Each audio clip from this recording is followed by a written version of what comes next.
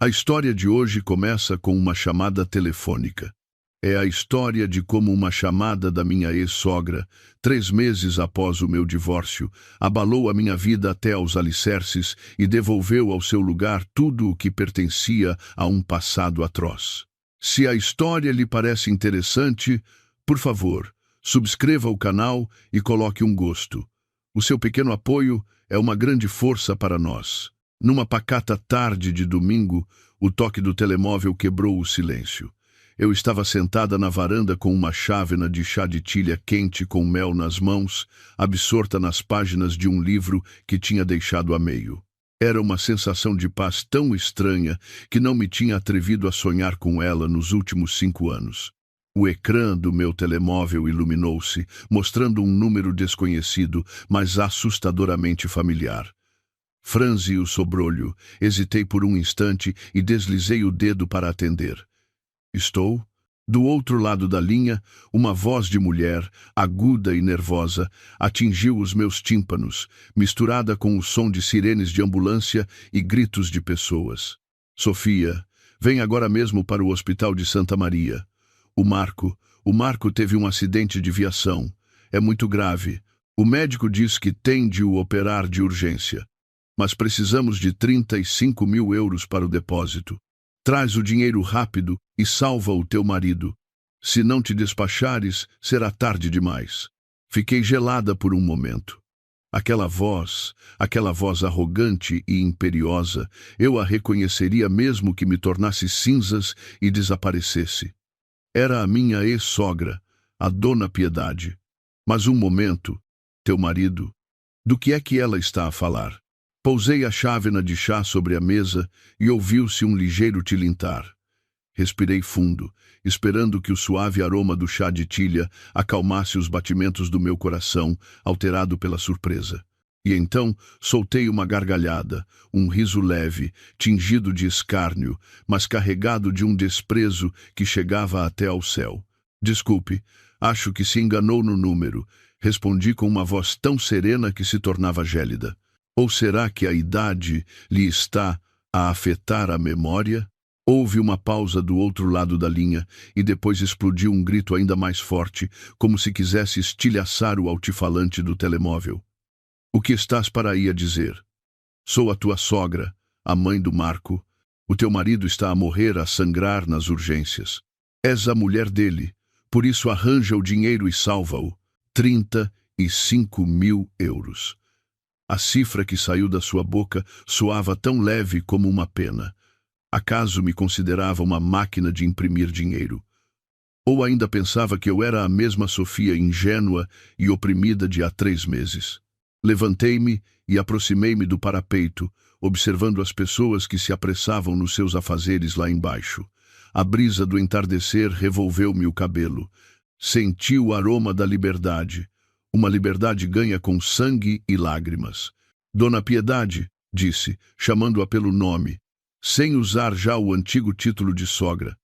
Acho que deveria tomar umas vitaminas para a memória. Já passaram 3 meses desde que o juiz proferiu a sentença de divórcio. O seu filho, o senhor Marco, e eu já não somos nada. Que me importa a mim que ele morra, que viva, que tenha um acidente ou que esteja doente, para que a senhora me peça para lhe levar 35 mil euros. Com que direito? E quem é a senhora para m'o pedir? Do outro lado da linha, a sua respiração ofegante era claramente audível. Devia estar em choque, talvez surpreendida por a sua submissa ex-nora se atrever a responder-lhe, ou pela minha frieza, ou talvez porque se dava conta de que a sua autoridade ilusória se tinha desvanecido como uma bolha de sabão. Tu, como te atreves a falar-me assim? Apesar de tudo, partilharam a cama durante anos. Há um afeto pelo meio. É o meu filho. Acaso podes vê-lo morrer sem te imutares?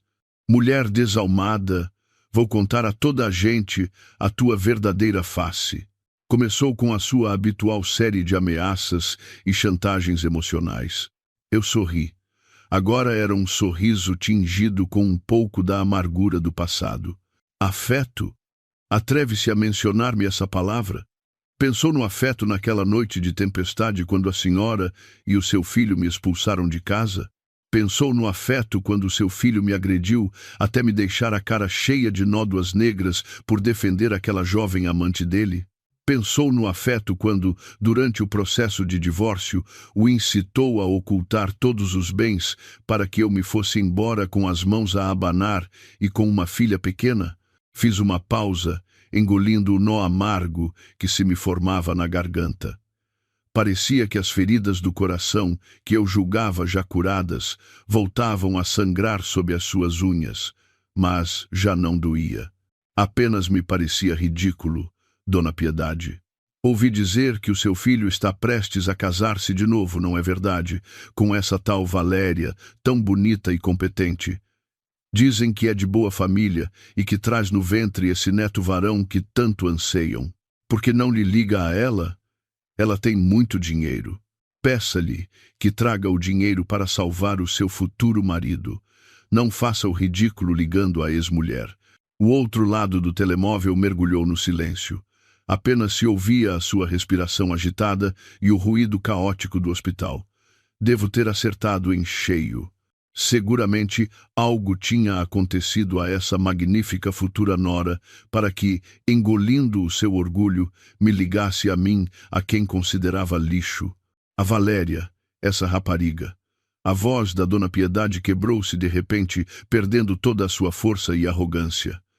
Essa rapariga desapareceu com todo o dinheiro.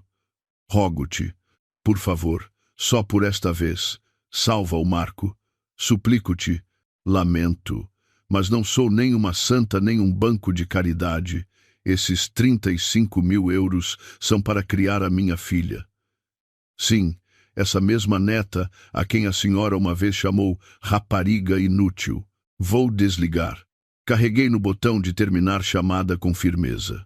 O ecrã ficou preto e o interminável apito pareceu cortar o último laço que me unia àquela família infernal. Deixei-me cair na cadeira. As minhas hands ainda tremiam ligeiramente, não de medo, mas pela ira contida durante tanto tempo que agora emergia. Apenas 3 meses desde que saí pela porta daquela mansão. Devem ter pensado que eu estaria a morrer num qualquer cubículo miserável, que voltaria a arrastar-me de joelhos para suplicar o seu afeto. Mas a vida é imprevisível. A Sofia de hoje já não era a Sofia de ontem, e o Marco, o homem que me traiu por outra mulher, agora jazia ali, à espera da morte, abandonado por essa mesma amante. O karma soa como uma palavra etérea, mas haverá alguma outra que neste momento se manifeste de forma mais clara e cruel na realidade. Bebi um gole de chá de tilha. A doçura do mel e o ligeiro amargor da infusão misturaram-se na minha língua. Recordei o dia, há 5 anos, em que pisei pela primeira vez a casa da Dona Piedade como sua nora. Naquela altura, eu também acreditava ingenuamente na palavra família. Dediquei todo o meu coração, o meu dinheiro e a minha juventude àquele lar. E o que recebi em troca? Uma traição vil e um cálculo cruel que me gelou até aos ossos. Podem acreditar? Eu, que ganhava 3.500 euros por mês, tive de entregar a minha conta bancária inteira à minha sogra, e todas as manhãs recebia apenas 10 euros para ir às compras. Que uma esposa que deu tudo pelo marido não se deu conta de que ele a andava a enganar em segredo durante 2 anos, dentro daquela mesma casa. E o cúmulo da desvergonha. Tentaram vender-me para conseguir dinheiro para sustentar a amante. A história da minha vida, o meu casamento cheio de lágrimas e a minha deslumbrante transformação para me vingar da maneira mais civilizada apenas começou. O que a Dona Piedade acabou de dizer ao telemóvel é só a ponta de um iceberg gigantesco. Por que é que o Marco chegou a esta situação? Qual é a verdadeira identidade da amante Valéria? E o que fiz eu para lhes abrir os olhos? A chávena sobre a mesa já tinha arrefecido, mas o travo amargo da chamada continuava a impregnar a minha língua, cada canto da minha memória. Fechei os olhos e entreguei-me à brisa do entardecer. O tempo recuou 5 anos. Ao dia em que eu, com 25 anos, cheia de fé no amor e de vitalidade, entrei feliz na casa da Dona Piedade, vestida com um imaculado vestido de noiva. Nesse dia, toda a gente disse que eu tinha feito um bom casamento. O meu então marido, Marco, tinha um aspecto intelectual e pacato e era o filho único de uma família com uma moradia no Restelo, uma boa zona de Lisboa. Eu, embora vinda da província de Coimbra, tinha me licenciado com excelentes notas numa universidade de prestígio e trabalhava como diretora de marketing com um ordenado que todos invejavam. Mas, aos olhos da minha família política, eu não era mais do que uma revista. Mas, como se costuma dizer, por fora bela viola, por dentro pão bolorento. Aquela casa de aparência perfeita era, na realidade, uma prisão sufocante que aprisionou a minha juventude e a minha liberdade. Na mesma noite de núpcias, sem sequer ter desfeito os presentes, a Dona Piedade chamou-me à sala. Sentada numa cadeira de madeira nobre e entalhada, entregou-me um papel cheio de regras familiares com um rosto impassível. Sofia, é uma grande bênção que tenhas entrado na nossa família como nora. Vou dizer-te de antemão como te deves comportar. Nesta casa somos poucos e o pai do Marco faleceu cedo, por isso criei o meu filho sozinha. Por isso, não suporto ver o meu filho a sair a perder. A partir deste mês, vou gerir os vossos ordenados, o teu e o do Marco. Fiquei atônita e gaguejei. Como? Mas, sogra, já somos adultos. Queremos gerir o nosso dinheiro, fazer as nossas despesas e poupar. Poupar o quê? Cortou a Dona Piedade com voz afiada. Vocês, os jovens, assim que têm dinheiro, gastam-no à maluca. Eu giro por vosso bem. Quando tiverem uma necessidade importante, eu dou-vos. Ou estás preocupada que eu fique com ele? O Marco está de acordo. Uma esposa deve obedecer ao seu marido. Olhei para o meu marido, esperando que me defendesse, mas o Marco mantinha a cabeça baixa, a descascar uma maçã. Deixa isso com a minha mãe, querida. Ela fala-a melhor que tu. Não sejas tão calculista com a minha mãe. As suas palavras foram como um balde de água fria. Mas como era recém-casada e queria viver em paz, engoli as lágrimas e entreguei-lhe a minha conta bancária. E esse foi o princípio da minha conversão numa empregada de luxo sem salário. Todas as manhãs, antes de ir trabalhar, tinha de me levantar ao amanhecer para limpar a espaçosa moradia de 4 andares e ir ao mercado preparar o pequeno almoço. A Dona Piedade era muito exigente. O caldo do cozido à portuguesa tinha de ser feito com os ossos da noite anterior e os legumes tinham de ser lavados folha por folha. Depois, saía a correr na minha mota para a empresa, onde trabalhava freneticamente sob a pressão de ser chefe de equipa. À tarde, quando os meus colegas me propunham ir a um spa ou a um café, eu tinha de correr para casa para chegar a tempo para o jantar. O Marco, ao voltar do trabalho, sentava-se no sofá com as pernas cruzadas, a ver televisão, à espera que a mesa estivesse posta. A Dona Piedade voltava de fazer exercício e queixava-se de qualquer grão de pó na escada ou se a sopa estava insossa ou salgada. O mais humilhante era o tema do dinheiro. O meu ordenado era de 3.500 euros, o do Marco 1.700 euros, e estava tudo no cofre da Dona Piedade. Todas as manhãs dava-me exatamente 15 euros, 5 para o meu almoço e transporte e os outros 10 para as compras do jantar para 3 pessoas. Administra-o bem e não o desperdices em parvoíces, advertia-me, olhando para as notas como se temesse que eu as roubasse. 10 euros para o jantar de 3 pessoas numa cidade cara como Lisboa. Tinha de queimar os miolos, ir ao mercado da Ribeira de madrugada e regatear por um peixe ou uns legumes. Alguns dias, para lhe comprar um frango para um bom caldo para o meu marido, eu saltava o almoço e enchia o estômago de água para compensar a despesa. Uma vez, para o jantar de Natal da empresa, precisava de um vestido, abri o armário e só encontrei roupa velha da universidade. Armei-me de coragem e pedi à Dona Piedade 150 euros para um vestido novo. Ela olhou para mim como se eu lhe estivesse a pedir para assaltar um banco. Um vestido para seduzir quem?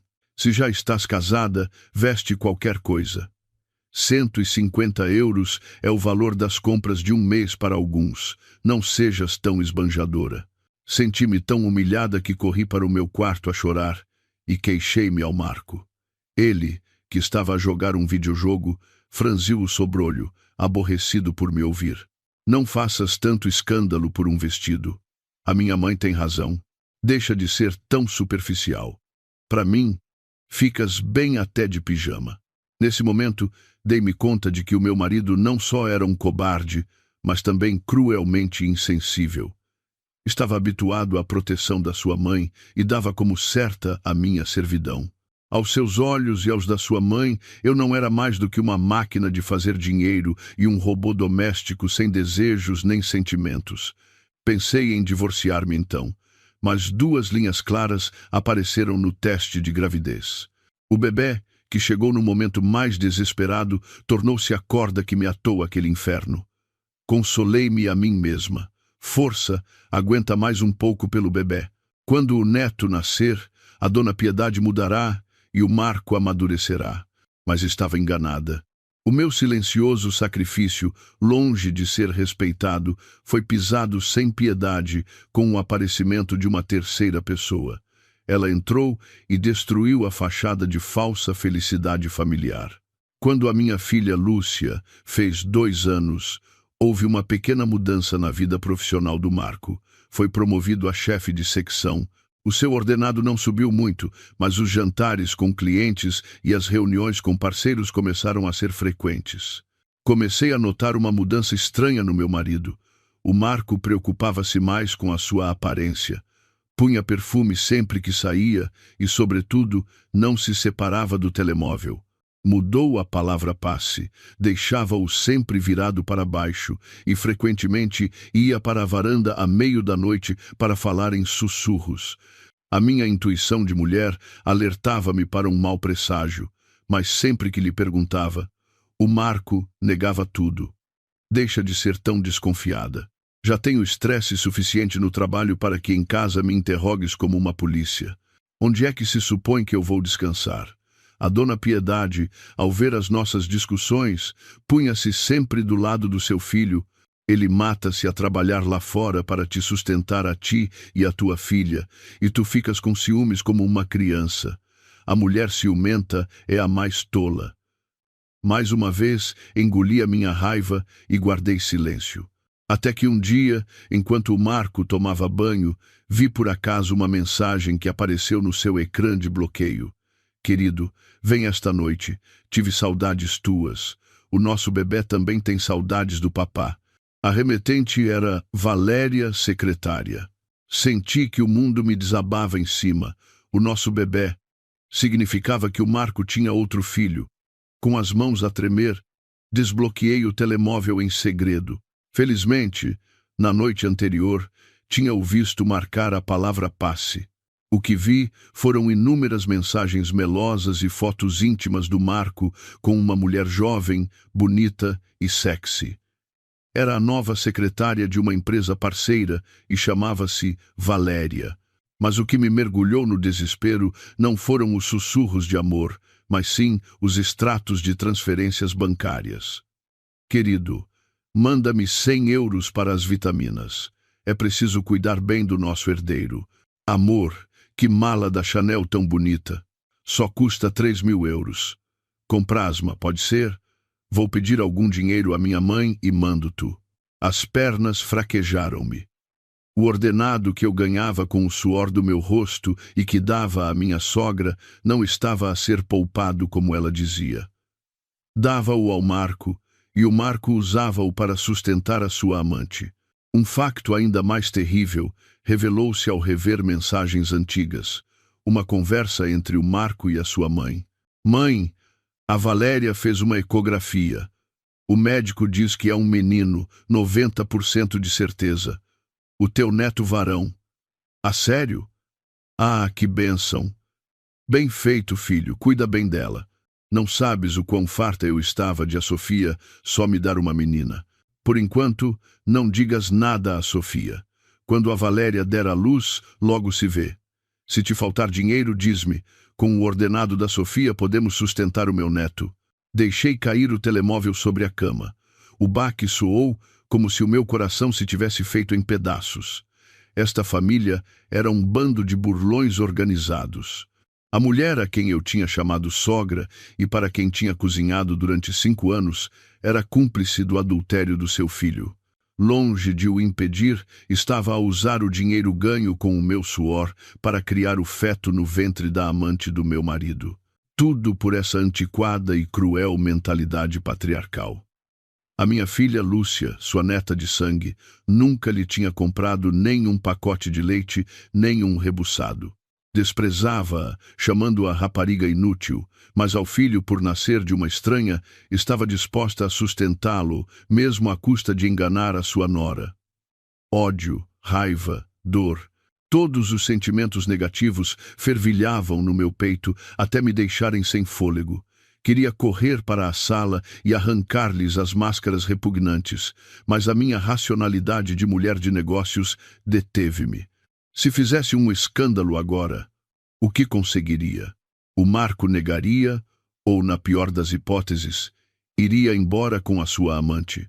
A Dona Piedade juntar-se-ia a ele para nos expulsar, a mim e a minha filha, para a rua. As propriedades estavam em nome dela ou do Marco, e eu não tinha um cêntimo. Perderia tudo e começaria uma vida de dificuldades. Acalma-te. Tens de fazer um plano. Tens de tirar esta família podre da tua vida e recuperar o que é teu. Sequei as lágrimas. Voltei a pôr o telemóvel no seu lugar e tentei acalmar a respiração. O Marco saiu da casa de banho a assobiar.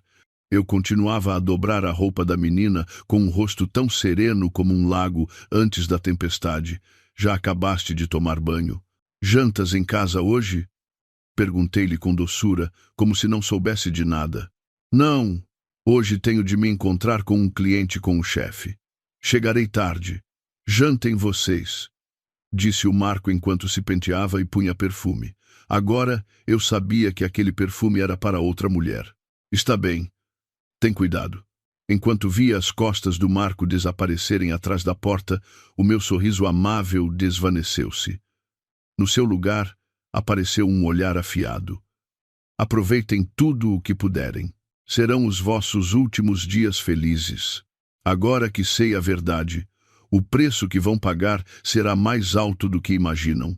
Nos dias seguintes, comecei a investigar em segredo sobre a Valéria. Quem era ela? Porque se tinha fixado num homem indeciso, com um ordenado modesto e cheio de pretensões como o Marco? E, mais importante, descobri que o Marco e a Dona Piedade estavam a tramar uma terrível conspiração para me roubarem a única propriedade que eu tinha, um terreno que os meus pais me deram como dote. O que pretendiam fazer com esse terreno? E como consegui dar a volta à situação e usar a sua própria artimanha contra eles? Seria a verdade sobre o neto varão e a amante Valéria tão simples como eles pensavam? Desde aquela fatídica noite em que descobri o segredo no telemóvel do meu marido, vivi como um fantasma naquela casa.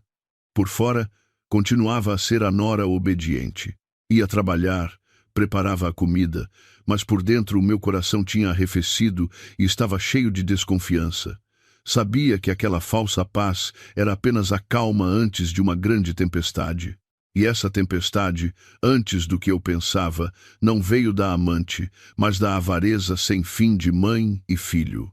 Num fim de semana à noite, a Dona Piedade, de forma invulgar, entrou ela mesma na cozinha para preparar o meu prato favorito, umas costoletas estufadas. Serviu-me um prato com amabilidade, e o seu sorriso era tão doce que me deu arrepios. O Marco, sentado ao meu lado, também se mostrou estranhamente carinhoso, perguntando-me incessantemente se o meu trabalho era muito duro. Ao terminar o jantar, a Dona Piedade chamou-nos à sala. Serviu uma chávena de chá, pigarreou e começou a falar. Sofia, Ultimamente o Marco tem tido sucesso no trabalho e surgiu-lhe uma boa oportunidade para investir com uns amigos e abrir uma cadeia de restaurantes, mas falta-lhe algum capital. Por isso, perguntava-me se poderias ajudar o teu marido. Bebi um gole de chá, ocultando um sorriso. Como poderia ajudá-lo? Se a senhora gere todo o meu ordenado, de onde vou eu tirar dinheiro? A dona Piedade hesitou por um momento e depois foi direta ao assunto. Os teus pais deram-te como dote um terreno que dá para a estrada, não é verdade? Ouvi dizer que o seu valor subiu muito. Vai à casa dos teus pais e convence-os a vendê-lo. Com esse dinheiro, podemos financiar o negócio do Marco. Se o teu marido se sair bem, no final será bom para ti, não é? O Marco, ao seu lado, apoiou-a com os olhos brilhantes. Sim, querida, é uma oportunidade única. Vende-o. Prometo que te devolvo em 2 anos. Quando ganhar dinheiro, compro-te um terreno, o dobro do tamanho. Olhei para mãe e filho com um desprezo absoluto. Aquele terreno era o meu último refúgio, a propriedade que os meus pais tinham comprado com as poupanças de toda uma vida para a sua reforma, e atreviam-se a pedir-me para o vender. Na realidade, graças a ter espiado o telemóvel do Marco e escutado às escondidas as chamadas da dona Piedade, eu já sabia de que oportunidade de negócio falavam. Não havia nenhuma cadeia de restaurantes. A verdade era que o Marco se tinha metido em enormes dívidas de jogo e apostas desportivas. A dívida ascendia a centenas de milhares de euros e os credores tinham-no ameaçado partir-lhe as pernas se não pagasse. Além disso, a amante Valéria ameaçava abortar o seu precioso filho se ele não lhe comprasse um apartamento de luxo para passar a gravidez tranquilamente. O Marco e a dona Piedade estavam entre a espada e a parede. Não podiam vender a casa onde viviam para não perderem a reputação perante os vizinhos. Por isso, tinham se fixado na minha única propriedade. Pretendiam depenar-me até ao último cêntimo para sustentar a amante e pagar as dívidas de jogo. Esse terreno está em nome dos meus pais. Não tenho o direito de o vender, respondi com frieza, pousando a chávena de chá com um gesto decidido. O rosto da dona Piedade endureceu e o seu sorriso desapareceu. Então vais e fazes-lhes um jeitinho aos teus pais. És a única filha deles. A quem o vão dar senão a ti? Custa-te dá-lo ao teu marido? O negócio dele está em jogo. Negócio ou um monte de dívidas? Perguntei como se nada fosse, olhando fixamente para o Marco. Ele sobressaltou-se e entornou o copo de água. Que disparate estás para aí a dizer? Sou um homem de negócio sério. Que dívidas? Está bem, disse, fingindo um suspiro e levantando-me. Vou pensar nisso. É uma decisão importante. Não posso decidi-lo agora mesmo. Fui para o meu quarto, deixando mãe e filho sentados com cara de descontentamento. Naquela noite, ouvi uma discussão vinda do quarto da dona Piedade. Mãe, vê que teimosa ela é. Se não vender o terreno, estou morto. Os credores disseram-me para pagar na próxima semana, e a Valéria ameaça ir-se embora. Calma, eu trato dela. Se não funcionar bem, terá de ser a mal. Vive na nossa casa e temos a filha dela. Para onde é que ela vai? Se a pressionarmos, acabará por ceder. Ao ouvir aquelas palavras cruéis, soube que não podia esperar mais. Não me viam como família, mas como uma presa. Tinha de agir antes deles. No dia seguinte, pedi o dia de folga em segredo. Peguei em todos os meus documentos importantes e na escritura do terreno que tinha escondido e depositei-os num cofre de segurança no banco. E para ter provas, instalei uma pequena câmara oculta na sala. Mas não imaginava que a sua crueldade iria além de me pedirem dinheiro. Foram a sua avareza e a sua luxúria que levaram a tragédia ao seu ponto alto e provocaram aquela fatídica noite de tempestade que nunca esquecerei. Numa sexta-feira à tarde, recebi uma mensagem de um número desconhecido. Era uma foto do Marco a abraçar uma mulher pela cintura, a entrar num hotel de luxo no centro, e uma mensagem provocadora. Maninha, O teu marido cuida muito bem de mim e do nosso bebê. Tu fica em casa a fazer a comida, está bem? A remetente não era outra senão a Valéria. Estava a provocar-me. Queria que eu perdesse as estribeiras e me fosse embora por minha conta, deixando-lhe o caminho livre para entrar na casa da Dona Piedade. O sangue ferveu-me. Não conseguia suportar mais. Deixei a minha filha com a minha mãe e apanhei um táxi para a morada da foto. Não ia lutar. Ia pôr fim a esta farsa com um confronto a 3 à porta do quarto 302. O coração batia-me com força. Respirei fundo e bati. Quem é? Serviço de quartos. Ouviu-se a voz do Marco com um toque de álcool. A porta abriu-se. O Marco, apenas com uma toalha na cintura, tinha a cara avermelhada. Lá dentro, a Valéria, com uma camisa de noite fina, estava deitada na cama, a acariciar o seu ventre ligeiramente saliente com uma expressão triunfante. Ao ver-me, o Marco ficou pálido e paralisado. Sofia, o que fazes aqui? Não respondi. Entrei no quarto e olhei fixamente para a Valéria. Ela não parecia assustada, pelo contrário, esboçou um sorriso e incorporou-se lentamente. Olá, Sofia. Que oportuna. O Marco acabou de me prometer que nos vai comprar uma casa, a mim e ao nosso bebê. Marco, disse, virando-me para o meu marido com a voz a tremer de raiva contida. De onde vais tirar o dinheiro para lhe comprar uma casa a essa mulher?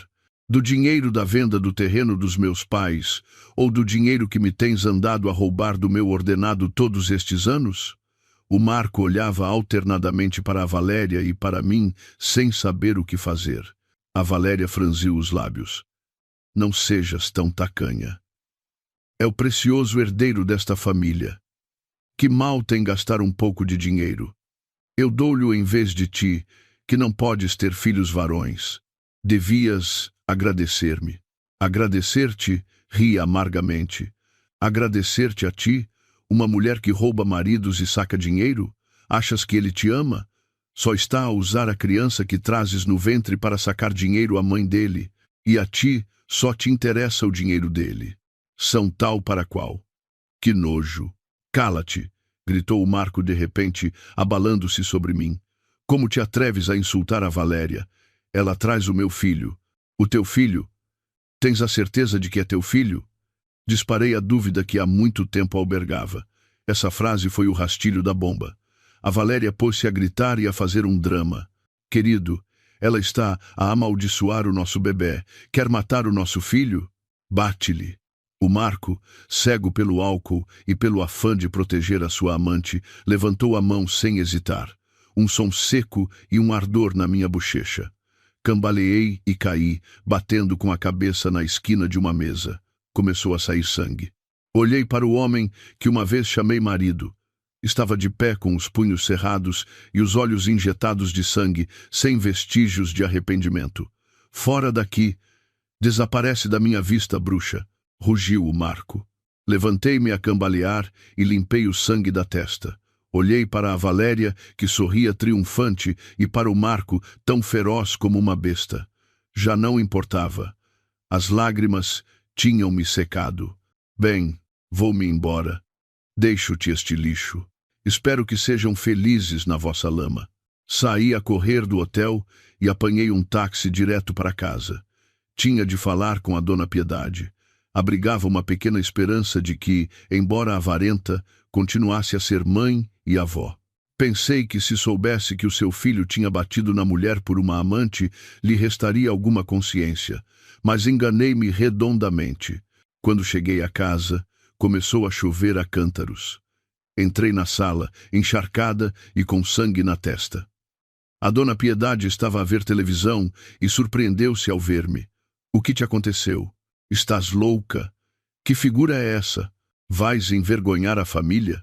Sogra, disse com a voz entrecortada. O Marco está a enganar-me. Bateu-me. Estava a sustentar aquela mulher com o dinheiro da família. Esperava que ela se surpreendesse e me perguntasse o que tinha acontecido, mas não. A Dona Piedade bebeu um gole de chá sem desviar os olhos da televisão e disse com frieza: Eu sei. Fiquei gelada. Ela sabia. Sabia e não fez nada. Incentivou seu filho a ser-me infiel. A Dona Piedade virou-se para mim com um olhar de desprezo que nunca esquecerei. Que mal tem um homem divertir-se um pouco fora de casa? O importante é que a Valéria nos vai dar um filho varão. Ela é esperta e simpática. Tu, o que fizeste por esta casa em todos estes anos? Apenas deste à luz uma menina. Foste uma forreta com o dinheiro e recusaste-te a vender um terreno para ajudar o teu marido. És uma nora inútil. Sogra. Não me chames sogra. Dá-me arrepios. Levantou-se e apontou para a porta. O Marco ligou-me. Diz que te portaste como uma mal-educada e insultaste a namorada dele. Nesta casa, não precisamos de uma nora como tu. Se tens alguma decência, desaparece da minha vista agora mesmo. Assim, posso trazer a Valéria. Não vou deixar que o meu precioso neto seja criado na rua. Está a expulsar-me à meio da noite? Perguntei a tremer. Põe-te a andar, ou vais armar aqui um espetáculo. Dito isto, correu para o meu quarto, meteu à força algumas das minhas roupas numa mala velha e atirou-a para o pátio. Fora, e nem penses em levar nada desta casa. Dizes que a Lúcia está com os teus pais, pois que fique lá. Nesta casa não vamos criar uma menina inútil. Fiquei no meio do pátio, sob a chuva fria que caía a cântaros. O sangue da testa misturava-se com a água. A minha mala estava atirada numa poça. A pesada porta fechou-se com um estrondo à minha frente, cortando todo o afeto e esperança. Olhei para cima, para a imponente moradia de 4 andares, o lugar onde tinha investido 5 anos da minha juventude, limpando cada tijolo, cozinhando cada refeição. Agora, tinha se convertido numa fortaleza fria que me rejeitava. Naquela noite de tempestade, arrastando a pesada mala, saí a cambalear da viela familiar. Não olhei para trás. Sabia que acabava de escapar do inferno dorida e humilhada, mas tinha sobrevivido. E jurei aos céus que aqueles que naquela noite nos tinham expulsado para a rua, a mim e a minha filha, iriam pagar. Apanhei um táxi, voltei para a casa dos meus pais, abracei a minha filha e chorei desconsoladamente. Após aquela noite de tempestade, voltei para a casa dos meus pais com o corpo destroçado e o coração ferido. Os meus pais, ao verem a sua filha definhada e a sua neta confusa, sentiram-se desolados. O meu pai, um homem pacífico toda a vida, bateu na mesa e gritou: "Divórcia-te agora mesmo. Acaso nesta casa não há um prato de comida para ti e para a tua filha? Não tenhas nenhuma consideração por essa gente ingrata."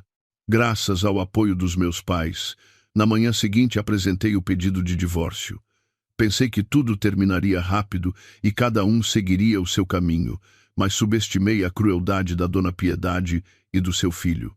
Para eles, o divórcio não era o fim de uma relação, mas a última oportunidade para me depenarem até o último cêntimo antes de me expulsarem para sempre das suas vidas. A primeira audiência de conciliação decorreu numa atmosfera de tensão asfixiante. A Dona Piedade e o Marco apresentaram-se no tribunal, acompanhados de um advogado e até de desconhecidos, que mais tarde soube que eram testemunhas falsas. O Marco, sentado à minha frente, tinha perdido toda a ferocidade da noite anterior e mostrava um rosto frio e calculista. Não me olhou nem uma única vez, concentrado nos seus papéis. Quando o juiz perguntou sobre a partilha de bens e a custódia, o advogado do Marco levantou-se e expôs uma argumentação que me deixou atônita. "Meritíssimo juiz, o meu cliente solicita a guarda da Lúcia. A senhora Sofia carece da qualificação moral como mãe. Cometeu adultério, descurou o seu lar e atualmente não tem rendimentos estáveis nem residência fixa, vivendo de favor em casa dos seus pais." Levantei-me de um salto e gritei: "É mentira. O adúltero é ele. Tem outra mulher e até um filho com ela." A Dona Piedade interveio imediatamente, apontando-me com o dedo. "Não grites. Não digas disparates. O meu filho é um homem decente. Quem sabe com que tipo te tens andado a deitar tu, enquanto dizias que trabalhavas dia e noite? Aqui tenho provas." Atirou sobre a mesa um maço de fotos desfocadas, em que se me via a almoçar e a tomar café com um parceiro da empresa. As fotos, tiradas às escondidas, estavam engenhosamente anguladas para parecerem íntimas. Tinham até contratado um desconhecido para se fazer passar por meu amante e testemunhar que nos víamos em segredo há 2 anos. O sangue ferveu-me. Não só queriam tirar-me a minha filha, mas destruir por completo a minha reputação. Queriam transformar-me numa mulher infiel para justificarem terem me expulsado e ficarem com os meus bens. Quanto à fortuna, o Marco afirmou que todas as poupanças da família provinham do seu trabalho e que o meu ordenado era apenas para as minhas despesas pessoais. Exigiu metade do meu terreno de dote, alegando que o seu valor tinha aumentado graças aos esforços do marido. Negou descaradamente que a Dona Piedade tivesse gerido todo o meu ordenado durante os últimos 5 anos. Olhei para o Marco e para a Dona Piedade com uma náusea que me subia pela garganta. Como podia alguém ser tão vil? Não contentes em devorar a minha carne, agora queriam beber-me até a última gota de sangue. Mas tinham se esquecido de uma coisa. Sou uma mulher de negócios, pude aguentar pela minha família, mas quando me encurralam, sei como me defender. Respirei fundo e fiz um sinal ao meu advogado. Ele, com calma, abriu a sua pasta e apresentou as provas cruciais que eu tinha reunido em segredo. Primeiro, sobre a acusação de adultério. Apresentamos as gravações das câmaras de segurança da empresa, demonstrando que essas reuniões eram de trabalho e sempre na presença de outros colegas. Também apresentamos a gravação da discussão daquela noite, onde o Marco admitia ter um filho com a Valéria e se ouvia a voz da Dona Piedade a expulsar-me de casa. A testemunha falsa, após umas poucas perguntas do meu advogado, gaguejou, ficou nervosa e finalmente confessou que lhe tinham pago 200 euros para que atuasse. Segundo, quanto aos bens, apresentamos os extratos bancários dos últimos 5 anos. Embora a Dona Piedade me pedisse o dinheiro em numerário, a minha empresa depositava-me o ordenado na conta. Demonstrei que os levantamentos periódicos coincidiam com as datas em que ela fazia depósitos na sua conta poupança, da qual também tinha conseguido fotografar a caderneta em segredo. O mais importante, na escritura do terreno de dote, constava explicitamente doação exclusiva à minha filha Sofia, e estava registrado em notário antes do casamento. Legalmente, era um bem privativo. O Marco não tinha direito nem a um palmo desse terreno. O tribunal, após examinar as provas, indeferiu todos os ridículos pedidos da parte do Marco. Concedeu-me a guarda da Lúcia e condenou o Marco a pagar uma pensão de alimentos mensal. O terreno foi reconhecido como bem privativo meu. Quanto às poupanças, por as ter entregado em numerário, não consegui recuperá-las por falta de provas de que a Dona Piedade as geria em meu nome. Perdi o ordenado de 5 anos, mas salvei a minha filha e a minha honra, e essa foi a maior vitória.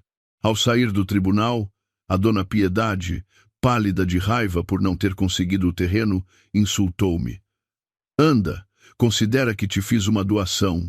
Achas que te vai sair bem depois de abandonares o teu marido? Vais ver como vives toda a tua vida de forma miserável, abraçada a essa menina. O Marco olhou-me com ódio. Julgas-te muito esperta, mas não penses que ganhaste. Sem mim, és apenas uma divorciada com um fardo. Que homem se vai interessar por ti? Olhei diretamente nos olhos de mãe e filho e sorri com orgulho. Obrigada pela vossa preocupação. Preocupem-se antes com essa valiosa amante vossa e com o seu maravilhoso filho. Para mim, ter saído dessa casa é uma bênção. Abracei a minha filha e entrei no carro. Deixei para trás os seus rostos desfigurados pela avareza e pelo ódio. A porta do inferno tinha se fechado. Um novo mundo abria-se perante mim. Embora o caminho pela frente estivesse cheio de espinhos, pelo menos podia respirar o ar da liberdade. 3 meses, 90 dias. Não é muito tempo, mas para alguém que sabe como se levantar do abismo, é tempo suficiente para mudar completamente o seu destino.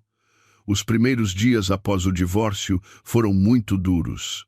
Aluguei um pequeno apartamento para viver com a minha filha, assumindo o papel de pai e mãe e a responsabilidade econômica.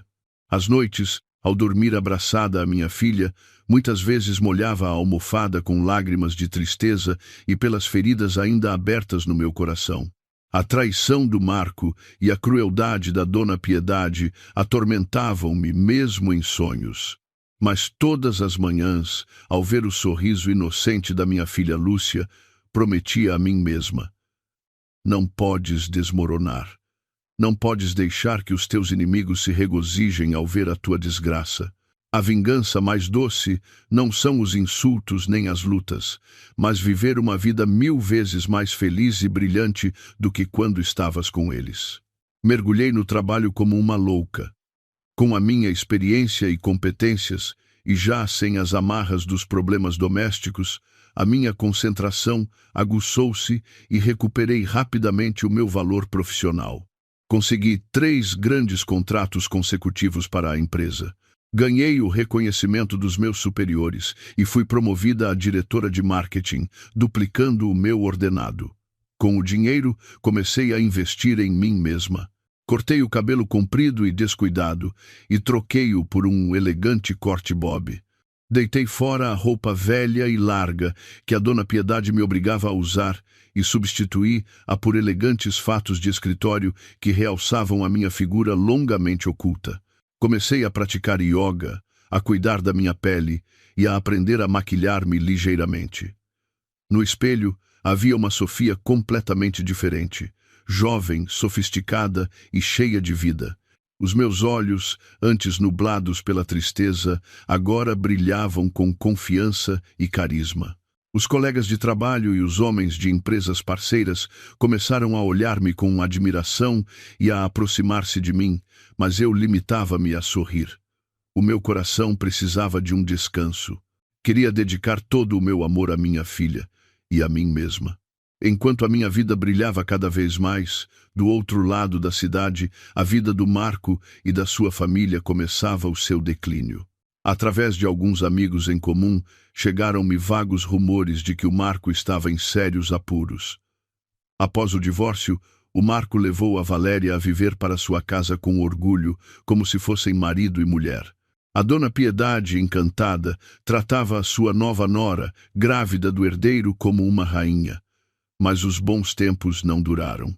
O Marco investiu todas as suas poupanças e pediu dinheiro emprestado a amigos para abrir um restaurante de luxo ao gosto da Valéria.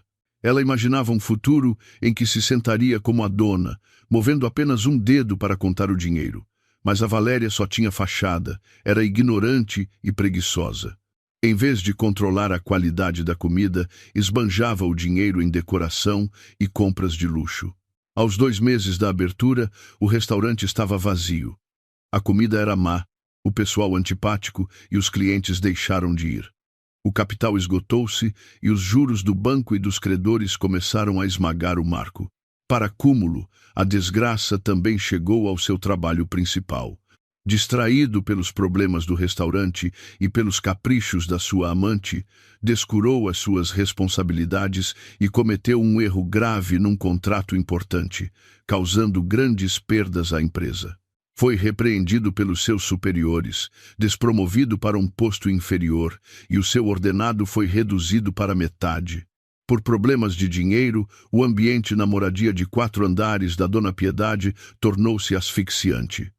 À mesa já não se ouviam risos sobre um futuro brilhante, apenas suspiros e discussões. Uma vez, encontrei-me casualmente com o Marco no supermercado. Empurrava o carrinho de compras da Valéria. Estava definhado, com a barba por fazer e a roupa gasta. A Valéria, ao seu lado, com o sobrolho franzido, não parava de o repreender porque não podia comprar-lhe umas uvas de importação caras que ela queria.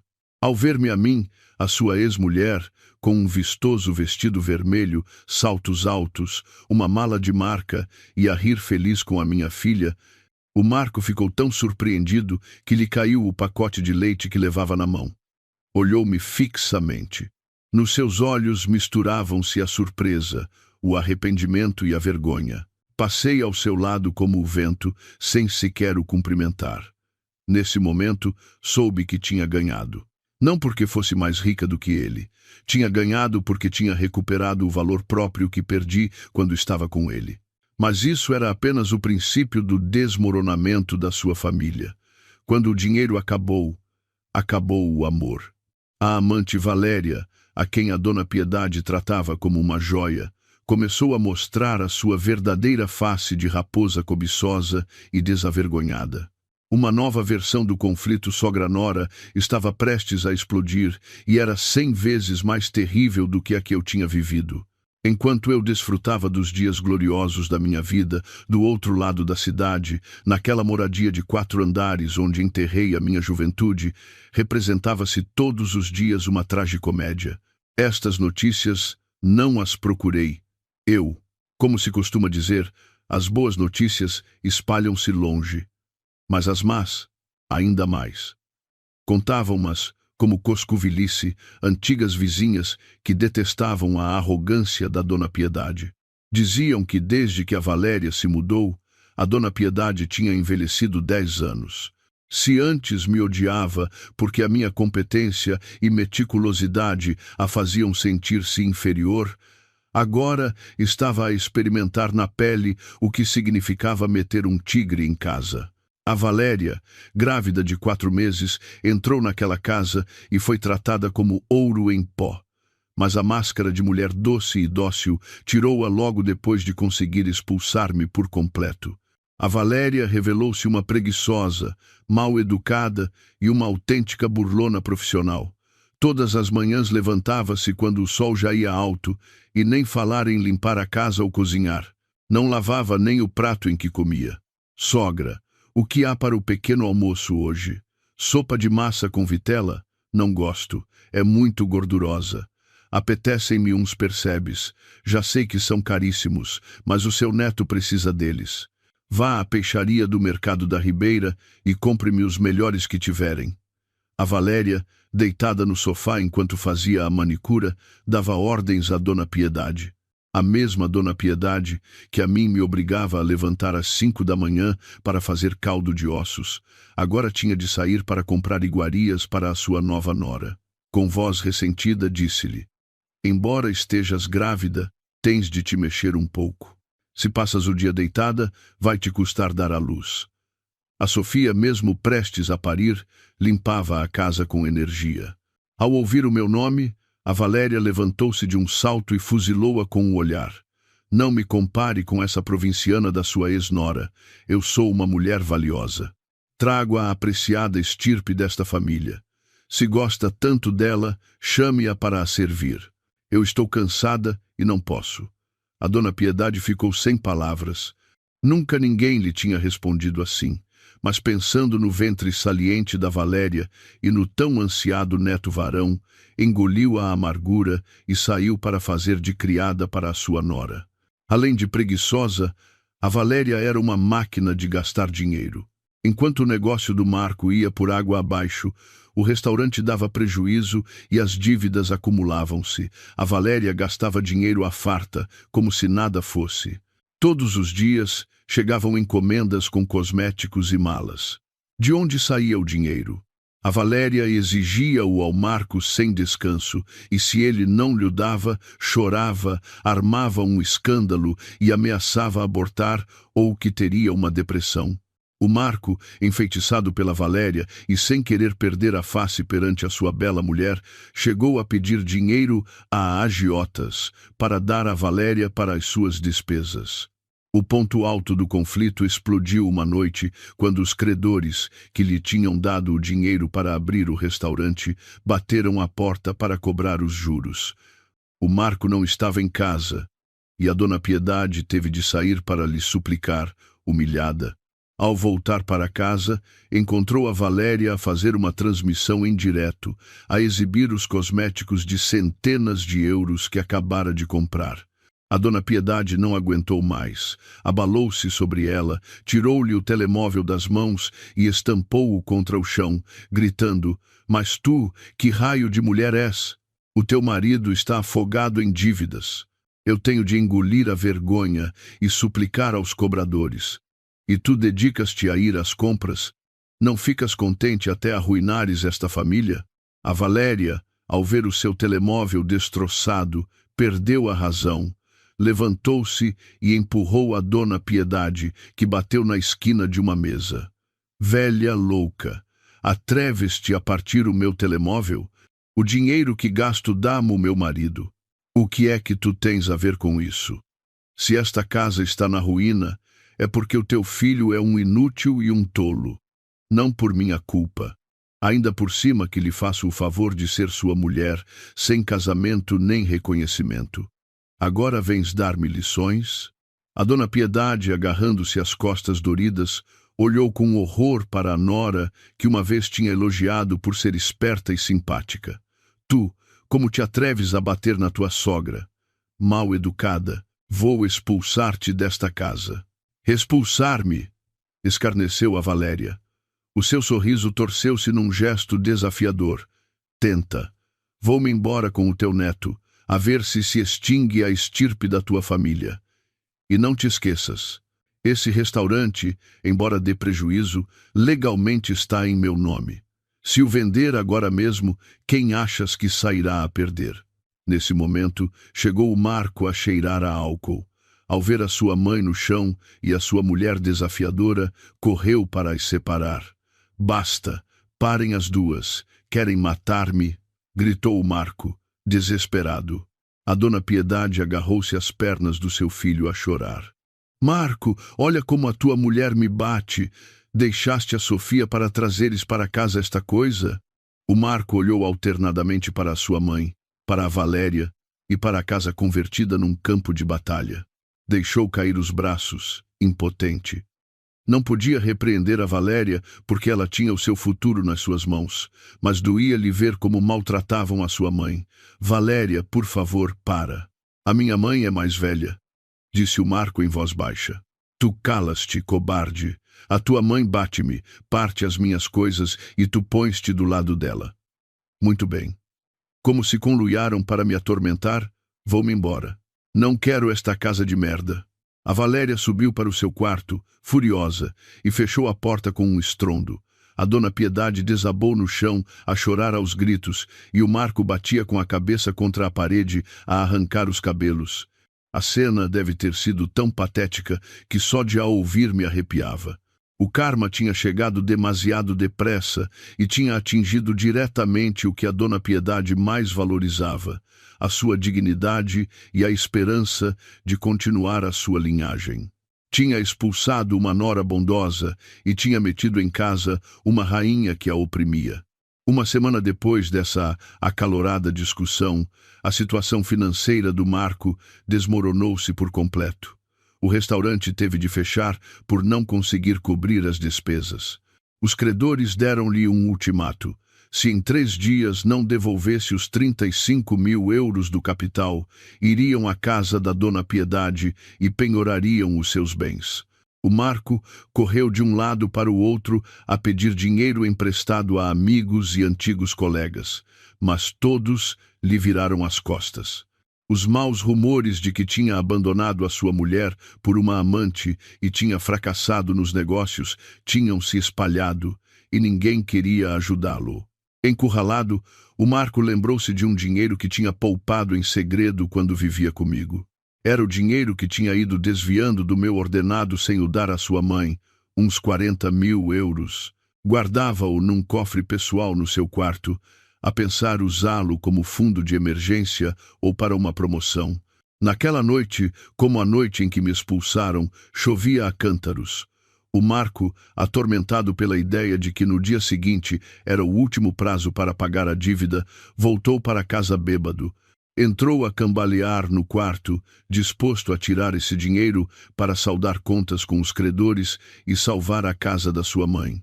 Mas, ao abrir a porta, deparou-se com uma cena chocante. O armário estava aberto de par em par, e toda a roupa e as malas de luxo da Valéria tinham desaparecido. E o mais terrível, o pequeno cofre do canto estava aberto e completamente vazio. Não restava uma única nota. O Marco, a pensar que era uma alucinação pela bebedeira, esfregou os olhos. Rebuscou freneticamente no cofre, mas estava vazio. Todo o dinheiro, a sua tábua de salvação, tinha se esfumado. Sobre a cômoda, restava apenas uma nota escrita à pressa com batom vermelho. Marco, lamento, não consigo continuar a viver esta vida de dificuldades contigo. Considera este dinheiro uma compensação pela minha juventude. Não me procures. Fui para o estrangeiro. Adeus. O sangue do Marco gelou, deixando-o sem forças. A Valéria tinha fugido. Não só o tinha abandonado, mas tinha levado até ao último cêntimo, empurrando-os, a ele e a sua idosa mãe, para um beco sem saída. Maldita cabra! Rugiu o Marco como uma besta ferida. Sem pensar duas vezes, pegou nas chaves da mota e saiu de casa como uma flecha. Marco, onde vais? Com esta chuva? Gritou a Dona Piedade ao ouvir o ruído, mas só pôde ver as costas do seu filho desaparecerem atrás da cortina de chuva. O Marco corria como um louco pela estrada vazia. Na sua cabeça apenas uma ideia. Tenho de encontrar a Valéria. Tenho de recuperar o dinheiro. Supunha que ela teria fugido para o aeroporto ou para a estação de autocarros. A chuva batia-lhe na cara, o álcool turvava-lhe a mente e o ódio cegava-o. Conduzia de forma temerária, passando semáforos vermelhos e praguejando em voz alta. Ao chegar a um grande cruzamento, o semáforo ficou vermelho, mas o Marco não o viu ou não se importou. Acelerou para atravessar a intersecção, a perseguir o fantasma da traidora. Nesse preciso momento, apareceu um caminhão de mercadorias que vinha pela via perpendicular. Soou a ensurdecedora buzina do caminhão e o assustador chiar dos travões sobre o asfalto molhado. Bum! Um terrível estrondo que pareceu engolir até o som do trovão. A mota do Marco foi disparada dezenas de metros, fazendo-se em pedaços, e o Marco, o seu corpo, como um boneco de trapos, voou pelos ares antes de cair sobre o asfalto frio, rolar várias vezes e ficar imóvel. O sangue vermelho jorrou, misturando-se com a chuva e tingindo a estrada. O capacete partido em dois foi despedido para um canto. O aterrorizado condutor do caminhão, pálido como um morto, saltou da cabina. Os curiosos pararam e um murmúrio de vozes e gritos a pedir uma ambulância misturaram-se no caos. O Marco jazia ali, com os olhos esbugalhados a olhar para o céu negro. As gotas de chuva caíam como agulhas. Nos últimos momentos antes de perder a consciência, várias imagens passaram pela sua mente. Viu a sua ex-mulher, eu, a rir feliz com a nossa filha. Viu a sua idosa mãe a chorar à porta. E viu a Valéria a rir-se sobre a sua pilha de dinheiro. Tudo se desvaneceu numa escuridão lamacenta e numa dor que lhe trespassava até aos ossos. 1 hora depois, no hospital de Santa Maria, a Dona Piedade recebeu a chamada da polícia e desabou. A chorar desconsoladamente, apanhou um táxi e correu para o hospital. Mas ali, ao enfrentar o médico, recebeu uma notícia ainda mais terrível, como um raio caído do céu. Naquela noite, o hospital de Santa Maria cheirava a desinfetante e a um vago odor a sangue. O corredor das urgências estava iluminado pela luz fria das lâmpadas fluorescentes e o ruído das macas a rolar. As enfermeiras a chamar os pacientes e os soluços dos familiares criavam uma sinfonia caótica na fronteira entre a vida e a morte. A Dona Piedade estava encolhida num canto do corredor. Usava um pijama gasto, manchado pela chuva que ainda não se tinha secado. Olhava fixamente para a porta fechada do bloco operatório, onde o seu único filho lutava contra a morte. A luz vermelha sobre a porta do bloco brilhava com a mesma intensidade que o sangue que se tinha espalhado pela estrada. Familiares do paciente Marco Antunes? Perguntou uma enfermeira com os papéis na mão e voz premente. A dona Piedade levantou-se a cambalear. As mãos e os pés tremiam-lhe tanto que quase caiu. Eu sou a mãe dele. Como está o meu filho? O paciente sofre uma hemorragia massiva e um traumatismo crânioencefálico complexo. Estamos a fazer tudo o que é possível, mas o seu estado é muito crítico. Precisamos que pague um depósito de 35 mil euros de imediato para conseguirmos sangue e equipamento cirúrgico especializado. Se atrasar, não podemos garantir a sua vida. 35 mil euros. Outra vez essa cifra. Era como uma rocha de 1000 quilos que lhe oprimia o peito. Espere um pouco, por favor. Estou a ligar a alguém que trará o dinheiro, suplicou a dona Piedade, a chorar. Despache-se. A vida do seu filho está por um fio. A enfermeira virou-se com frieza e entrou, deixando a dona Piedade sozinha na sua desesperação. A dona Piedade, com mãos trêmulas, tirou o telemóvel do bolso. Não me ligou a mim diretamente. Nesse momento, a primeira pessoa que lhe veio à mente não foi a sua ex-nora repudiada, mas a nova nora que trazia a estirpe da família. A Valéria. Marcou o seu número. Apenas soava o toque de chamada, longo e interminável. O telemóvel para o qual ligou está desligado. Voltou a ligar 2, 3, 10 vezes, mas apenas ouvia a fria voz da operadora. Enviou-lhe uma mensagem, mas o que viu foi uma cruel realidade. A conta da Valéria tinha desaparecido ou ela a tinha bloqueado por completo. Aquela cabra. Onde te meteste com o dinheiro do meu filho? Tu mataste o meu Marco, Valéria. Gritou a dona Piedade, desesperada, atraindo os olhares compassivos das pessoas à sua volta. Foi então que se lembrou das palavras do Marco, antes de sair a correr de casa. Ela fugiu. Foi-se embora com todo o dinheiro. A dona Piedade lembrou-se dos últimos dias. A Valéria sempre dizia que amava o Marco, que respeitava a sua sogra e prometia dar-lhe um filho para continuar a linhagem. Tudo era uma farsa. Tinha planeado tudo há muito tempo. Sacou-lhe o dinheiro, incitou o Marco a vender o carro, a pedir empréstimos, e quando o Marco ficou sem nada, levou até ao último cêntimo do cofre e fugiu para longe. Ai, meu Deus, que ingratidão! Meti uma raposa em casa. Filho, meu filho, que tolo foste! Lamentava-se a dona Piedade, a bater no peito. Mas a tragédia não terminava aí. O seu telemóvel voltou a tocar. Desta vez era uma chamada recebida, um número desconhecido. Estou? Atendeu a dona Piedade com voz fraca. Dona Piedade, certo? O seu filho Marco esconde-se muito bem com as dívidas que tem. Ouvi dizer que teve um acidente e está a morrer, é? Disse uma voz de homem ameaçadora. Eram os credores. Por favor, deixem-nos em paz. O meu filho está numa operação de urgência agora mesmo. Não me interessa se está nas urgências ou no inferno, gritou o homem. O dinheiro que lhe emprestei é real. Se ele morrer, terás de o pagar tu. Fica a saber que estamos agora mesmo em frente à tua casa. A escritura da casa estará hipotecada no banco, mas os móveis não. Se amanhã de manhã não tiveres os 35 mil euros do capital e juros, mandarei os meus rapazes esvaziarem a casa e depois iremos fazer uma visita ao teu filho ao hospital. Tu é que sabes. Tu. A dona Piedade deixou cair a mão sem forças e o telemóvel caiu-lhe ao chão, partindo-se o ecrã. Era um beco sem saída. Prestes a perder a casa, o seu filho moribundo e sem um cêntimo, a nora de ouro tinha fugido e os cobradores assediavam-na. A dona Piedade olhou à sua volta, sentindo como o mundo se desmoronava. Procurou na sua agenda, mas os seus parentes não atendiam ou davam desculpas de estarem ocupados, com medo que lhes pedisse dinheiro. Os seus amigos, que a rodeavam quando era rica, agora evitavam-na como a peste. No meio dessa angústia que lhe turvava a mente, um nome apareceu na sua cabeça como uma última tábua de salvação. Sofia.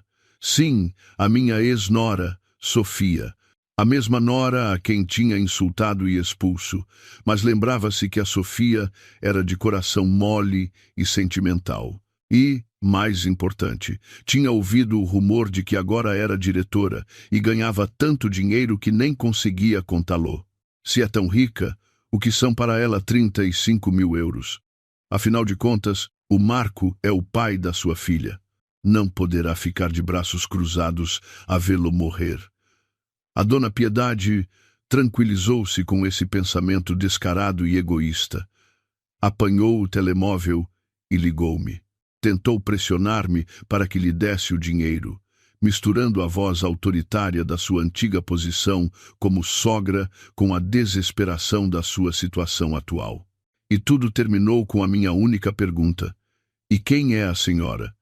Rejeitei-a com frieza e firmeza. Quando desliguei, a dona Piedade ficou sentada no corredor do hospital, aturdida. A sua última esperança tinha se desvanecido. Olhou para a porta das urgências e as lágrimas rolaram pelo seu rosto velho e enrugado. Pela primeira vez na sua vida, sentiu uma solidão aterradora. Deu-se conta de que ela e o seu filho tinham destruído com as suas próprias mãos todo o afeto e a possibilidade de salvação. Sofia, eu errei, murmurou. Mas esse tardio arrependimento apenas foi ouvido pelas 4 paredes do hospital.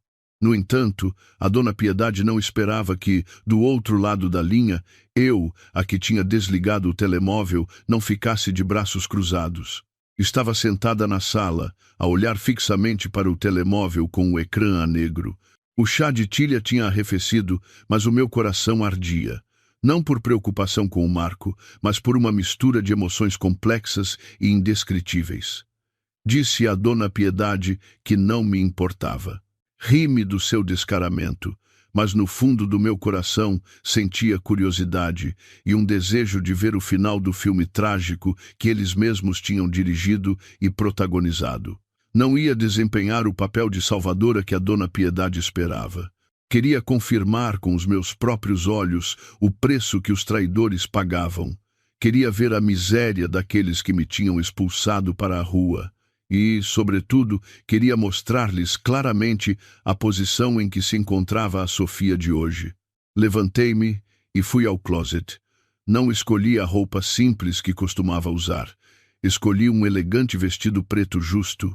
Por cima, vesti um sofisticado blazer de cor creme e combinei-o com uma mala de marca e uns saltos altos que me tinha oferecido a mim mesma para celebrar a conclusão de um projeto bem-sucedido. Uma maquilhagem leve, mas definida, com um toque de vermelho autoritário nos lábios. No espelho, havia uma mulher bem-sucedida, segura de si e orgulhosa.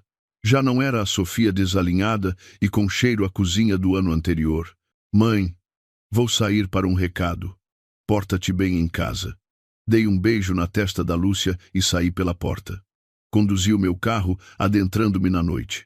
Ao chegar ao Hospital de Santa Maria, saí do carro. O som dos meus saltos ressoava com autoridade no chão do corredor do hospital, destacando-se no espaço ruidoso e apinhado. O penetrante cheiro a desinfetante fez-me franzir ligeiramente o sobrolho. Lembrei-me do dia em que dei à luz a Lúcia num humilde hospital de província, sem o meu marido e apenas com o cuidado da minha mãe. Essa lembrança tornou os meus passos mais firmes. Ao longe, vi a dona Piedade. Estava encolhida numa cadeira de espera com a cabeça afundada entre os joelhos. Parecia tão pequena e miserável que, se não a tivesse olhado de perto, a teria confundido com uma pessoa sem abrigo. Parei à sua frente. A minha sombra projetou-se longa, eclipsando a luz que a iluminava. A dona Piedade sentiu que alguém parava à sua frente e levantou lentamente a cabeça. Os seus olhos estavam inchados, avermelhados e perdidos. Ao ver uma mulher elegante e bonita, a olhar lá de cima, ficou atônita por uns segundos antes de me reconhecer. Sofia? És tu, Sofia? Vieste? Como um náufrago que se agarra a uma tábua, levantou-se de um salto e tentou pegar-me na mão. Trouxeste o dinheiro? Ainda bem. O céu ajudou-me. Rápido, o médico está a pressionar-nos para que paguemos.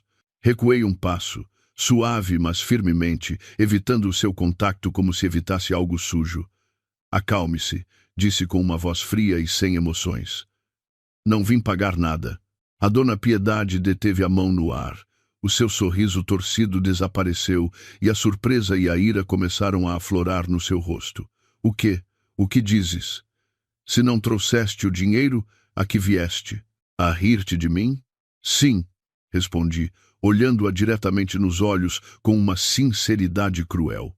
Vim ver como é o karma em pessoa, ver onde está sentada agora a sogra que, numa noite de chuva, atirou a roupa da sua nora para a rua e ver onde jaz agora o marido que bateu na sua mulher por uma amante. Bruxa! Demônio! Gritou a dona Piedade, apontando para mim. Ele está ali dentro a morrer. Como podes dizer isso, tu que foste a mulher dele? Ora essa, escarneci, parece que se esqueceu. Há 3 meses a senhora e os seus tiraram-me esse título. Agora sou apenas uma estranha. E uma estranha não tem a obrigação de salvar a vida da pessoa que tentou matar a sua alma. Aproximei-me mais e sussurrei-lhe ao ouvido para que não perdesse uma única palavra. Dona Piedade, os 35.000 euros que precisa não são uma grande quantia para mim. Agora poderia resolvê-lo com uma assinatura, mas não o vou fazer. Sabe por quê? A dona Piedade olhou-me atônita. O medo começava a apoderar-se dela.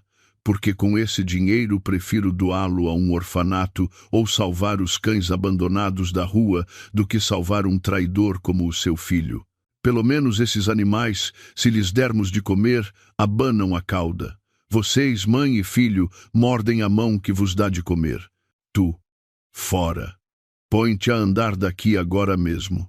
A dona Piedade, sufocada pela raiva, desabou na cadeira, agarrando-se ao peito e a ofegar. Nesse momento, a porta das urgências abriu-se e um médico, a tirar a máscara, saiu com uma expressão séria. Familiares do paciente Marco Antunes? A dona Piedade já não parecia ter forças para se levantar. Olhei-a uma vez e virei-me para o médico. É ela. Como está, doutor? O médico, a pensar que eu era da família, abanou a cabeça com uma expressão de pena. Conseguimos estancar a hemorragia, mas o dano cerebral é tão severo que, a menos que ocorra um milagre, é muito provável que fique em estado vegetativo para o resto da vida. Além disso, os custos da unidade de cuidados intensivos após a operação serão consideráveis. Falamos de várias centenas de euros por dia. Por isso, a família deve preparar-se mental e economicamente. Estado vegetativo. Essas 2 palavras caíram como uma sentença de morte. Nem vivo nem morto. Um corpo sem alma, a jazer como um fardo para toda a vida para os que ficam. Ao ouvir essas palavras, os olhos da dona Piedade reviraram-se e ela desmaiou na cadeira. Ninguém a amparou. Umas enfermeiras correram para lhe prestar os primeiros socorros. Observei a cena caótica. Vi a mulher que uma vez dava ordens, agora desamparada e sem forças, e a porta da UCI, onde estaria o Marco, ligado a tubos por todo o corpo. Não senti tanta satisfação como tinha pensado. Senti apenas um vazio e uma espécie de compaixão. Compaixão por uma vida de avareza e estupidez. Passaram toda a sua vida a lutar para arrancar à sua nora um pedaço de terra, um pouco de dinheiro, e no final só lhes restava um futuro desolador e as mãos a abanar. Ia virar-me. O meu propósito tinha se cumprido. Tinha visto o seu fim. Mas quando tinha dado uns poucos passos, uma mão fria e trêmula agarrou-me de repente o tornozelo com força. Virei-me, surpreendida. A dona Piedade tinha acordado. Não estava sentada na cadeira, tinha se arrastado pelo chão até aos meus pés. Abraçou-se às minhas pernas e levantou seu rosto banhado em lágrimas para me olhar. Já não havia orgulho nem arrogância. Sofia, suplico-te, por favor, salva o meu Marco. Apoiou a cabeça no chão frio de azulejos do hospital. Bum, bum. Eu errei. Sou uma velha estúpida. Fui cruel. Mereço a morte. Mas o Marco ainda é jovem. Sofia, tu que tens os meios, tem piedade e dá-lhe a oportunidade de voltar a viver como uma pessoa. Prometo que te devolverei todo o dinheiro, mesmo que tenha de mendigar ou trabalhar como servente. Pagarei a minha dívida sendo tua escrava para o resto da vida. Uma mulher com mais de 60 anos, no meio de um hospital apinhado, ajoelhada aos pés de uma mulher jovem e elegante, a bater com a cabeça no chão. Todos os que passavam ficavam a olhar, a cochichar e a apontar. Alguns pensariam que eu era uma filha desnaturada. Outros pareceriam adivinhar a situação. Olhei para a Dona Piedade aos meus pés. A mulher que uma vez me ordenou que me ajoelhasse para limpar o chão, que contava cada pedaço de carne que eu comia, agora estava ajoelhada aos meus pés. Por um momento, um sentimento de compaixão humana fez-me vacilar, mas a razão de uma mulher que sofreu demasiado sussurrou-me: não acredites nela. As promessas de gente como ela só são válidas quando estão encurralados. Levante-se. Deixe já o teatro, disse com uma voz ainda fria, mas um pouco mais suave. Que me devolverá a dívida? Com que? Está prestes a perder a casa e o seu filho está em estado vegetativo. Com que vai pagar? A Dona Piedade, sufocada pelos soluços, não conseguia falar. Prostrada perante a ponta dos meus saltos, juntou as mãos e continuou a suplicar. Sofia, sei que estás zangada comigo e com o Marco. Sei que errei. Mas, filha, disse que não se deve bater em quem se arrepende. Afinal de contas, fomos uma família, comemos na mesma mesa durante 5 anos. Não te lembras? Quando chegaste recém-casada, levei-te pela mão ao mercado. Ensinei-te a fazer aquele estufado de que tanto gostavas. Como podes esquecer todo esse afeto? Parei e olhei para a mulher ajoelhada aos meus pés. Afeto. Tentava trazer à tona as memórias que, na sua opinião, eram boas. Soltei uma gargalhada. O meu riso seco ressoou no corredor do hospital. Dona Piedade, que boa memória tem.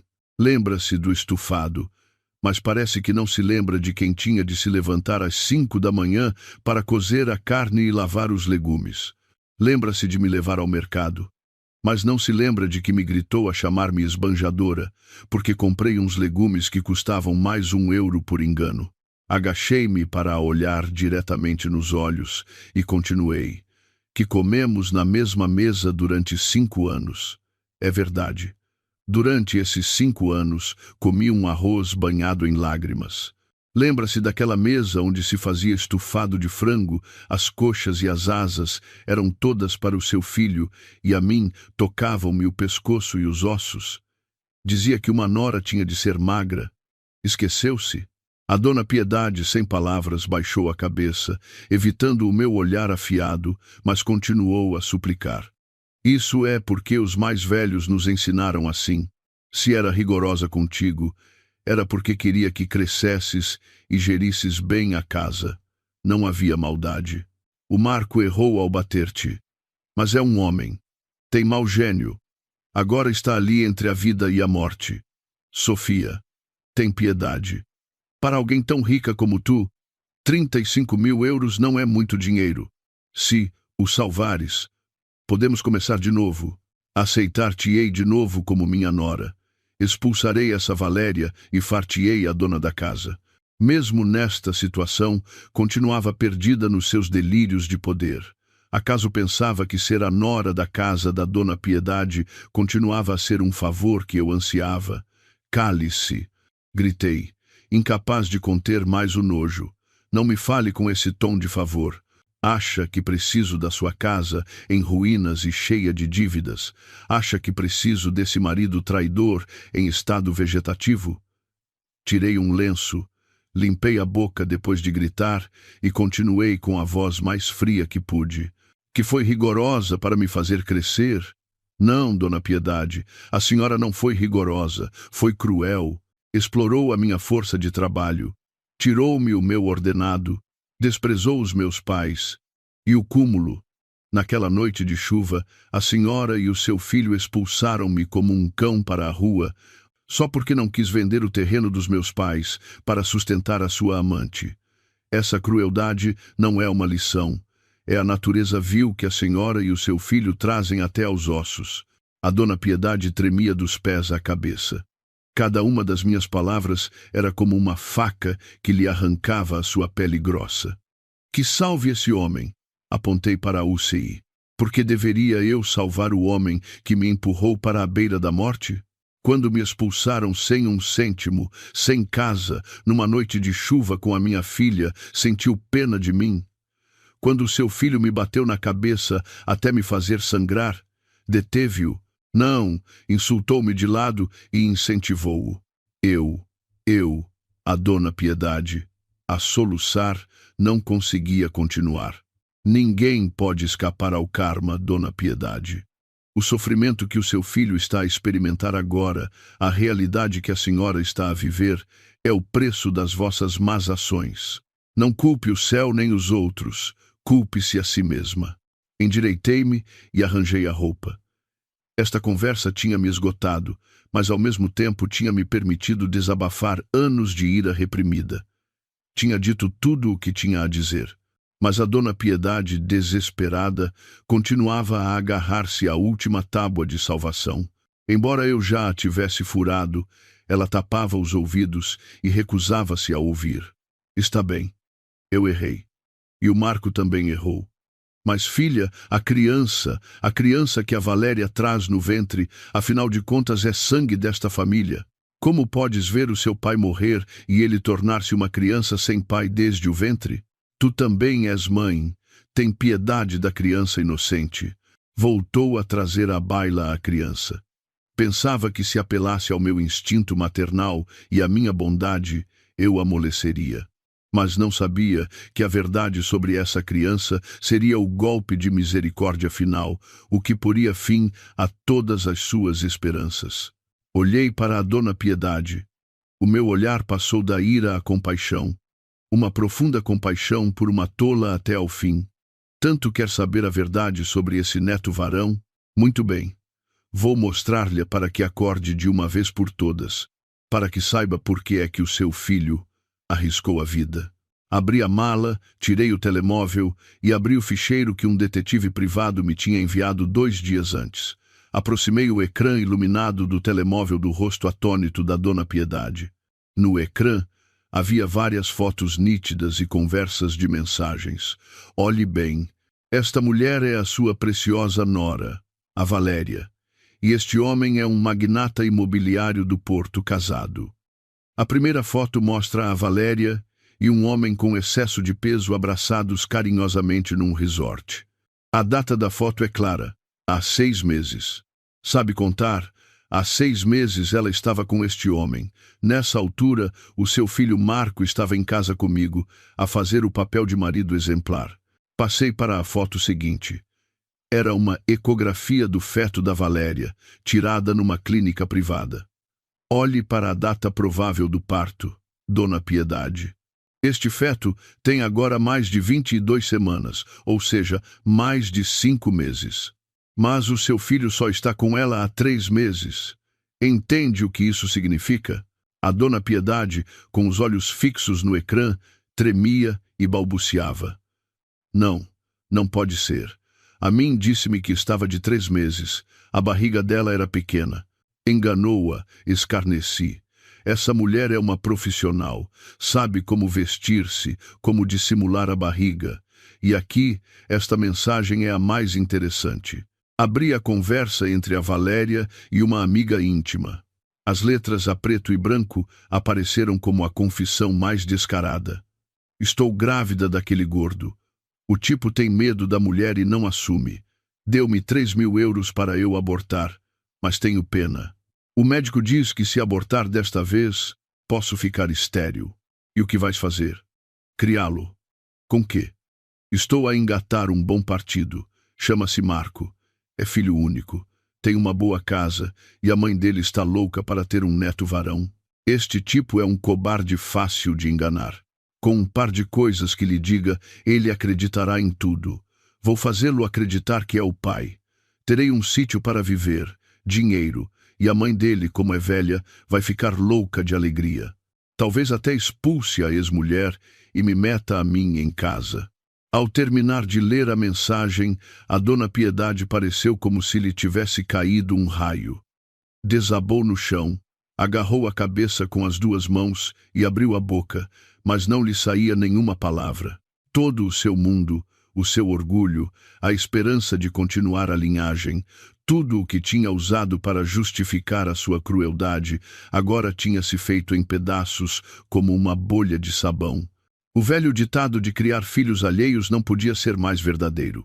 O seu filho Marco tinha sido vítima da burla mais dolorosa da sua vida. Traiu a sua mulher, abandonou a sua família e a sua dignidade para seguir uma mulher depravada, e no final descobriu-se que ia criar o filho de outro homem. Gastou o dinheiro ganho com o suor da sua mulher, até dinheiro roubado, para sustentar uma mulher que trazia no ventre o sangue de outro. E o mais amargo é que teve o acidente a tentar perseguir essa burlona para recuperar o dinheiro.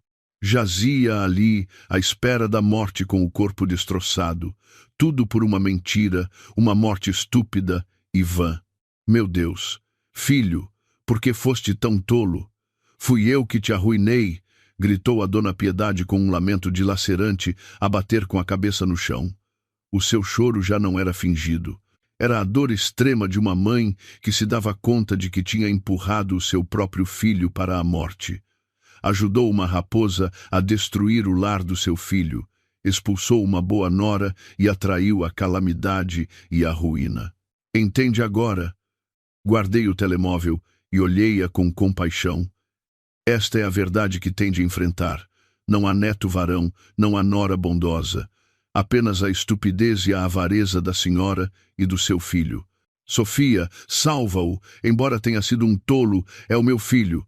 A Dona Piedade arrastou-se de novo para os meus pés, mas já sem forças. A sua voz era apenas um sussurro. Olhei pela última vez para a UCI. O Marco merecia ser castigado, mas vê-lo morrer enganado fez-me sentir, por um lado, pena da sua vida. No entanto, a pena não me faria carregar de novo com o peso dessa vida.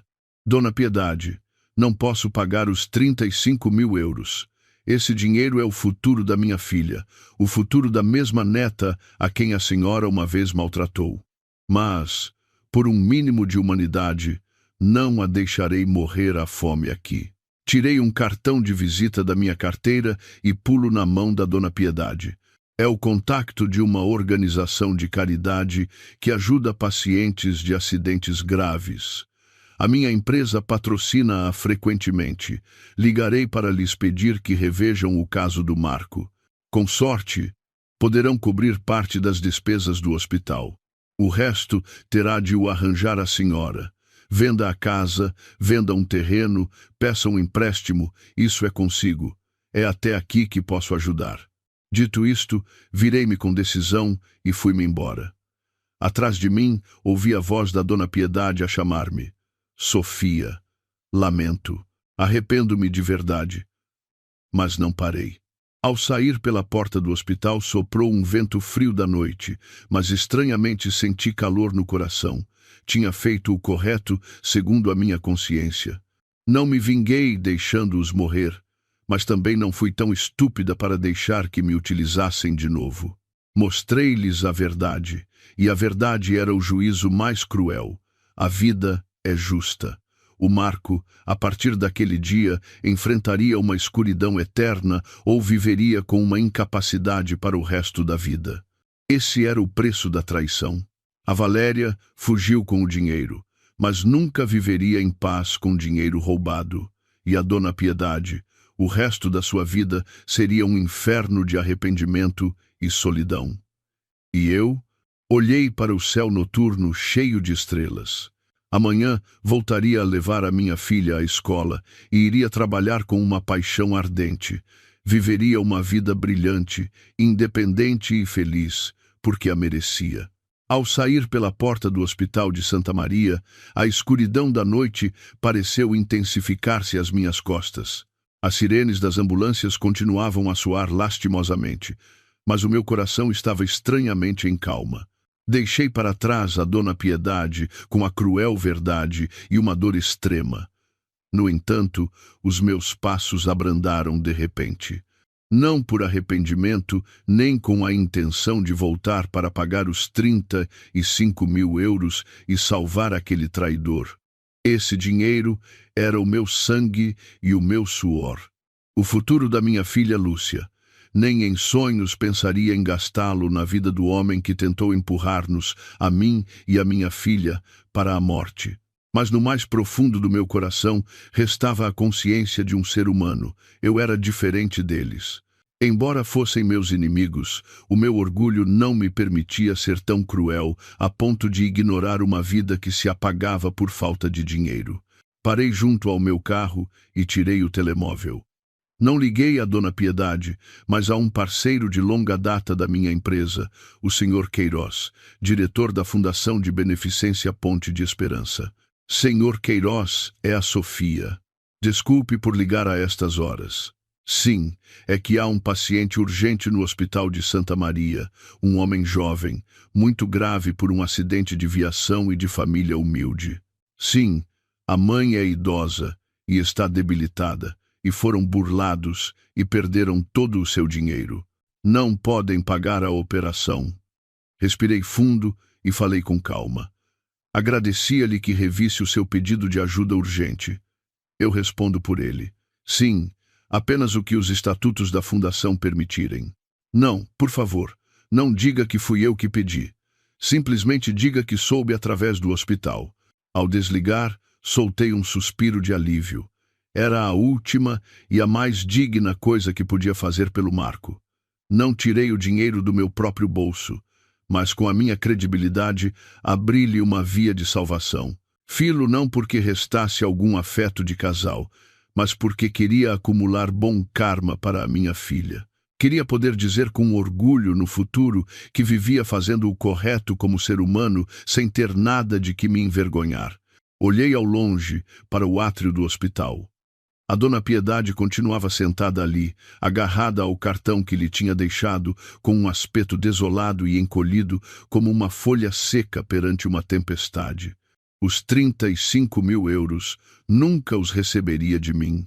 Teria de carregar com o peso da sua vida por si mesma. Teria de vender a moradia de 4 andares, que era o seu orgulho, para pagar as dívidas e as despesas médicas do seu filho. Esse era o preço que tinha de pagar. Abri a porta do carro e sentei-me ao volante. O suave aroma do perfume do interior envolveu-me, apagando o repugnante cheiro a desinfetante. O meu rosto no retrovisor parecia um pouco cansado, mas o meu olhar brilhava com firmeza.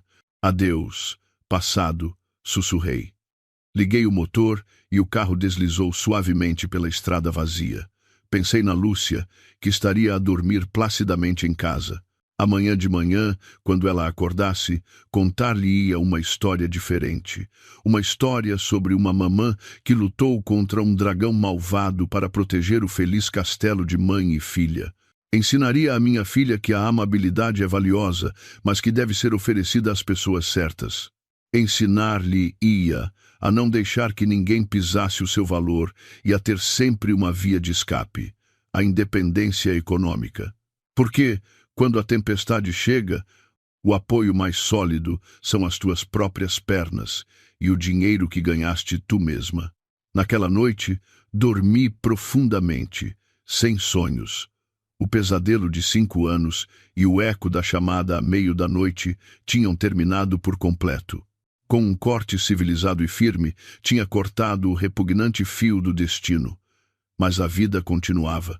O tempo, como areia entre os dedos, trouxe mudanças inesperadas, e o karma, o juiz mais justo, ditou a sua sentença final para todos nós de uma maneira que ninguém pôde evitar.